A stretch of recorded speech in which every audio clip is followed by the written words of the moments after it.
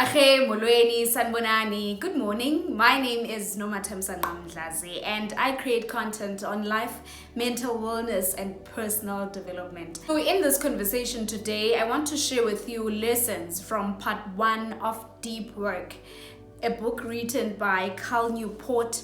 This is a truly powerful book for all of us who want to self-actualize, who want to work out on our fullest potential, and to see through how much possible is it for us to truly achieve greater things from within. So if you haven't joined our community, please do make sure that you hit the subscribe button, the notification bell, and be fully part of our community as we grow together. And without any waste of time, let's get on to it.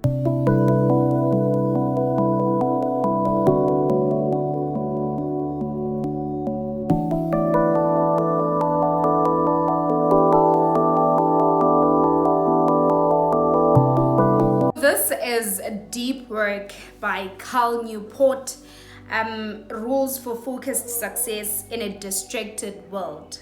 So this book is for all of us who wants to self-actualize, who wants to work out on our potential, who wants to find their purpose on life, right? And I realized that without this sense of purpose in life, all of us can be highly distracted, and in that process we struggle mentally and in many different ways. We can only free ourselves once we are deeply focused and we're truly aligned in this purpose of our lives. So the only route, the only way to a genuinely fulfilled and a happy life is to work out on yourself. It is the ability, the capacity to work out on the things that you want, the desires of your heart, whatever it is that does make sense to you. It is very important for you to spend more time with it, to work out on the things. How can you share yourself with other people, right? Instead of wasting most of your time, most of your energy in distractions on social media and all these things, right? Most importantly is the willingness, the capacity to deeply focus on the things that you're supposed to be doing. If it's dancing, you spend time with dancing. If it's reading, or it is whatever it is that does resonate with you, and you really feel that it is important for you to do that, to share yourself with other people, to acquire skills so you could be able to share yourself with other people on a greater capacity. At the end of the day, it is important for you to make time for whatever skills that you want to acquire, to be fully focused and be fully present with those things, so that you, at the end of the day, you could actually get to a point where you can master that skill, whatever it is that you genuinely wish to understand, to know at a greater capacity. Focus on that. Focus all your energy in building yourself as a person and understanding yourself better, to see your greatest potential on earth. So this book by Cal Newport, it gives us the skills and different tactics, just hacks, to actually get to a point where you can fully focus on the things that you actually want, right? Because the truth is that all of us have different desires, right? And we've got a lot of things, right? We wish to acquire many skills, but we're not really creative in the ability to fully focus all our energies in really acquiring those skills, and really the ability to understand things, because of sometimes we lack the will, we lack discipline in many different ways. So this book by Cal Newport helps you understand how important it is for you to be truly intentional about deep work, right? To be intentional about really making time to actually do the things that you're supposed to be doing, right? And really to understand how important it is to fully focus on those things without really being distracted. As it says, that rules for focused success in a distracted world, right? So it is very important for all of us that wherever you are as a person, you get to be truly intentional, creative about your willingness to work out on the things that you want. You understand how important it is that you focus all your energies in acquiring those skills, in getting that work done. Just really consistency, discipline in really getting things done. That is how you find and attain fulfillment and happiness towards life, because you are in the process of your becoming. You are in the process of finding a better version of yourself. You get to be truly creative and find the other side of you through the ability to get into work and do the deep work, and just genuinely embrace the deep work philosophy. So in deriving lessons from this book, let's first define what deep work is, right? So he defines deep work as professional activities performed in a state of distraction-free concentration that push your cognitive abilities to their limit. These efforts create new value, improve your skill, and are hard to replicate, right? So deep work basically is the capacity, the ability to fully focus on work, to fully focus on what it is that you're supposed to be doing at that specified period of time, right? So if you plan to study for at least 2 hours every single day, it means that you can go through from 9 until 11 o'clock without distractions, right? Without you picking up your cell phone for some time just to check who gave you a WhatsApp or whatever it is, right? So it is really the ability to focus on studying, right? Because even at first your intention was to study, right? From 9 until 11 o'clock.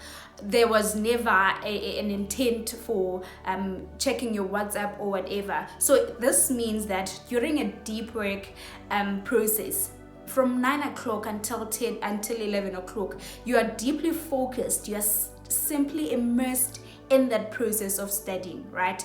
You're just highly present with whatever it is that you're reading. Your awareness, yes, will try to distract you in a lot of things. Your awareness will be hovering around, thinking about a lot of things, right? But most importantly, it is your willingness to focus on the work that you're supposed to be doing, and whatever it is, whatever skill you plan to acquire, at that specified period of time, you fully focus on that, on what it is that you're supposed to be doing. You're just highly present with it. You focus with all your energies, with all your might. You're just highly present with whatever it is that you're doing at that specified time, right? So it is just basically the ability to focus on work without really being distracted, right? So in the last sentence, he says that these efforts create new value, improve your skill, and are hard to replicate, right? So this means that the more you are fully consistent, highly disciplined with this process of deep work, spending 2 hours every day on whatever it is that you love, it means that you create new value, right? Because you work out on your greatest potential, on your capacity as a person. It improves your skill, your ability in that skill, your ability in that skill is improving every single day, because you're truly intentional about spending 2 hours every day trying to understand that subject. You get to become the master of that subject, whatever it is that you're doing, if you're truly intentional about really being consistent and understand whatever it is that you're studying. So whatever it is, whatever skill that you are just truly intentional about spending at least an hour to 2 hours every day, it means that you get to improve on that skill, right? And the other point he says that, and are hard to replicate, right? We understand that we are in the era of an internet, right? And everything is just a copy and paste, right? And if you focus on really the ability to embrace the deep work philosophy, to put in deep work every single day, it means that as a person, you get to tap into your creative, your unique creative, which is just highly from who you are as a person and can never be replicated by anyone else, because it is your only potential. It is your capacity as a person. It is that which only you have the capacity to tap into as a person, right? Because it is, all of us are completely different. All of us are completely unique, right? So when you get to a point where you embrace the deep work philosophy, you always focus all your energy in improving on whatever it is that you genuinely love, that you genuinely feel that your heart is there, then you get to be truly creative throughout in everything. Because now whatever it is that you're working out on, it is not something that could be replicated by anyone else. It can only be done by you, right? Well, he also defines shallow work. Let's hear what he says about shallow work. So he says that shallow work is non-cognitively demanding logistical style tasks often performed while distracted, right? These efforts tend to not create much new value in the world and are easy to replicate, right? So it is just really working on things while you're just actually distracted, right? You're just busy studying, but you keep checking on your WhatsApp, you're checking out on jobs, you're checking out on everything. So you don't get to tap into your creative through that process, right? So that's how he defines shallow work. So when you're doing anything you're doing and you are just distracted in that process, it means that you're doing shallow work, right? This constant distraction we always struggle with about social media and everything. He says that network tools are distracting us from work that requires unbroken concentration, while simultaneously degrading our capacity to remain focused. Most importantly is the intention and the ability and the willingness to learn to focus, right? That is how you will achieve a lot of things. That is how you will always tap into your greatest capacity, into your greatest potential as a person, right? We should get to a point where we want to eliminate all distractions. At least the best way, as he states in this book, it is to make time for distractions, right? When I'm not saying you shouldn't check your WhatsApp, your Facebook, or your whatever, but make sure that you actually block important hours over your life every single day for you to be able to actually perform deep work, to work out on the things that are important, and yet they just make you experience a level of discomfort, right? But still, genuinely in your heart that is what you want to do. But guess what? You have all these distractions and you just can't do anything, right? Simply because your awareness is just truly immersed in those distractions, right? But most importantly is the intention, the willingness to understand that you should just make time for distractions. That is the best way to do it. And make sure that you can switch off your phone when you're supposed to be studying or dancing or acquiring whatever skill for that 2-hour period every single day. To remain valuable in our economy, therefore, you must master the art of quickly learning complicated things, right? This task requires deep work. You can't learn complicated things while distracted, right? You can't. You can never, right? It is important for all of us to understand deep work, to understand how important it is for us to spend time with ourselves trying to understand complicated things so that we remain valuable in our economy, right? So he says, to succeed, you have to produce the absolute best stuff you are capable of producing, a task that requires depth, right? So he says here, the deep work is becoming a key currency. That is how you get to be truly creative, because you're able and you understand how important it is for you to spend time by yourself and that skill and just eliminate all distractions while you are highly focused on that which you're doing, right? So he says there's the deep work hypothesis, right? The ability to perform deep work is becoming increasingly rare. At exactly the same time, it is becoming increasingly valuable in our economy. As a consequence, the few who cultivate the skill and then make it the core of their working life will thrive, right? So the only people who will get to be successful, to get to just achieve their greatest potential, it is the people who are intentional about really embracing the deep work philosophy, to focus on depth, right? To be able to focus and do things and work out on themselves without really being distracted. He talks about the two core abilities for thriving in the current economy, right? So number one, he says that the ability to quickly master hard things, right? So you can never master hard things if you're not really intentional about being focused on that which you should be learning, right? And the worst part is that our intellect, all of us, is completely different, right? It is on different levels, right?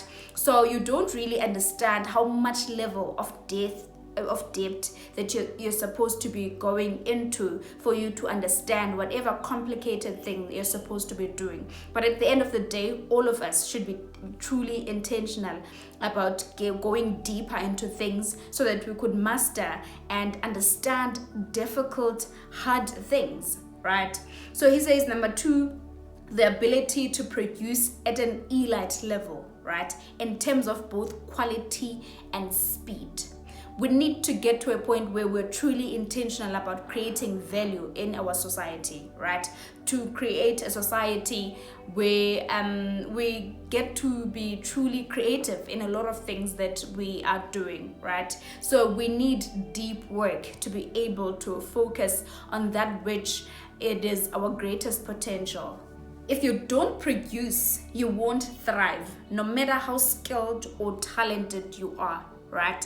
Talent, everything, it goes with the ability to perform, to get the things done, to work, to focus on your abilities, to work out and sharpen your skills, right? So you need the intention, the willingness, the capacity, the will, really, the ability to focus on getting your skills, to understand that it is very important for you to make time to sharpen your skills as a person so that you could get to be truly creative and you can actually produce the way this guy says. So he says, we argue that the differences between expert performance and normal adults reflect a lifelong period of deliberate effort to improve performance in a specific domain, right? So all of us, we have to understand that at the end of the day, those who get to be a master in a specific skill are the people who really spent more time, right, who have literally exhausted themselves trying to figure out things, right? Yes, there is talent, and they really worked out on really the ability to sharpen their talent, to sharpen their skills so that they get to be the masters in whatever field it is that we see themselves become the masters of. So he quoted a quote from The Intellectual Life, a book called Intellectual Life, right? So this quote says, men of genius themselves were great only by bringing all their power to bear on the point which they had decided to show their full measure, right? So you can only get to be a genius by really the ability to work out on things, to work out on your capacity, to put in the work to understand that subject. That is how you'll get to be the genius in that subject, right? That's how men of genius themselves were able to be great, simply because they put in effort to understand things. At least the most important thing is the ability to work out on things, to understand things, to try at your level best. If you don't get to be the genius in that subject, it's fine, but at least you are trying your level best on that which you really think your heart is, right? Deliberate practice cannot exist alongside distraction, right? And that it instead requires uninterrupted concentration, right? You have to fully focus on the things that you want as a person. Otherwise, distractions, they never amount to anything at the end of the day, right? They won't help you really get to be the person you're meant to be, to get to find a better version of yourself. Never. They will never get you there. The best thing is to eliminate them, cut them off, cancel them off, and get to fully focus on that which it just gives you discomfort in that process, but still it has a level of fulfillment and happiness at the end of the day, because you will be happy at some point in your life if you focus on all your energy in learning things and understanding things. Distraction has costs and depth has value, right? So the ability to focus on the things that you're supposed to be doing, to focus all your energy in really getting things done, doing the work, has value, right? While distraction has costs. It costs you your time, attention, and energy, and you're just draining yourself. You're exhausting yourself in the pursuit of nothing. Just dopamine release, just for immediate, just for a seconds, right? So it is important for you to spend more of your time in a level of discomfort, trying to figure out things, try to know things, and just be so much at ease by being in a space of discomfort where you think you're doing things that don't give you so much of a dopamine, but at the end of the day you will find fulfillment in the long term, because now you are fully focused on that process, on whatever it is that you should be doing and whatever it is that you are doing as a person. And what we choose to focus on and what we choose to ignore plays in defining the quality of our life, right? It's funny how we try, and some of us, yes, we do try to eliminate distractions and do less of these things, right? But at the end of the day, if you fail to understand how important it is for you to focus all your energy in getting the work done and getting things done, then you will struggle in many different ways, right? It is important for you to understand that you should be intentional about the things that you focus on, right? And just try really to eliminate all distractions in many different ways by all means, right? If you spend enough time in this state of deep work, you will find your mind will understand your world as rich in meaning and importance, right? Because now you understand how important it is for you to focus all your energy on one single task for that 2-hour period, right? Your mind will now understand that it is important for us to be here without really being distracted and thinking about a lot of things, because you've trained it, right? It is yourself who has trained your mind to focus on that which is important, and at the end of the day, your worldview will completely change, right? You'll start to feel and experience that your life has a level of meaning, it has importance at the end of the day, because you're deeply focused on a single task consistently and highly disciplined in that pursuit. To increase the time you spend in a state of depth, it is to leverage the complex machinery of the human brain in a way that, for several neurological reasons, maximizes the meaning and satisfaction you'll associate with your working life.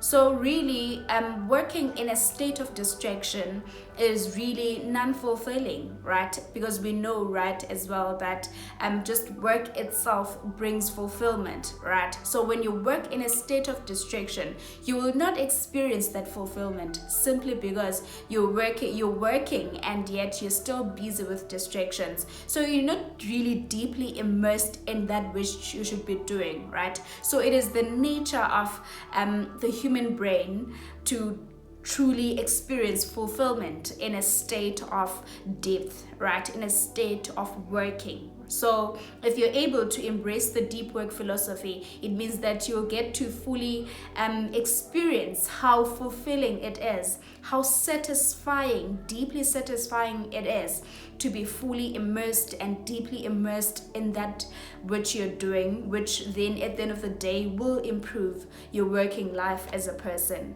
This is a quote by Cezek Mihaly. He says, "The best moments usually occur when a person's body or mind is stretched to its limits in a voluntary effort to accomplish something difficult and worthwhile. That is how you truly experience best moments in life, when you get to fully immerse yourself in a task intentionally that has a level of discomfort. That is how you genuinely enjoy life, because that is where you find yourself in that process. That is where you reveal yourself to yourself, right? Because now, if you don't challenge yourself as a person, it means that you remain stagnant, right? You don't know your potential. You don't really get to experience the full measure of your capacity, the full measure of your greatest potential for that given moment, and also for the future. To build your working life around the experience of flow produced by deep work is a proven path to deep satisfaction, right? So we've spoke about this, that just work itself, to be deeply immersed in work, gives satisfaction. It is rewarding. It does reap happiness at the end of the day. So I genuinely and truly thank you for joining me in this wonderful conversation, and I hope that wherever you are, you've learned as much as I've learned from this book. And I will catch you in the second part of this lesson. I truly and deeply thank you for joining me in this conversation. I truly and genuinely thank you, and I hope that you've learned as well, understanding how to really get to a point where you achieve your greatest potential, that it is just can never come to you or however, but it is important for you to be truly intentional about making time, scheduling time in your busy schedules, so that you could get to focus on the things that actually matter. You work out on things, you work out on your talents. There's a lot of things many of us desire to do. We have wishes to acquire different skills. Most importantly is the intention, the willingness to focus on that which you desire most. Make time with it. Atom by atom, bit by bit, make time, spend time in the things that you want, spend time in the things that you love, right? Most importantly, it is to really just to embrace the deep work philosophy and genuinely experience a truly rewarding life. I truly and deeply thank you for joining me in this wonderful conversation. Please make sure that you subscribe to this channel. Be fully part of this community as we get to grow together. I'll see you on part 2 of this conversation by Cal Newport and the deep work philosophy. Thank you so much.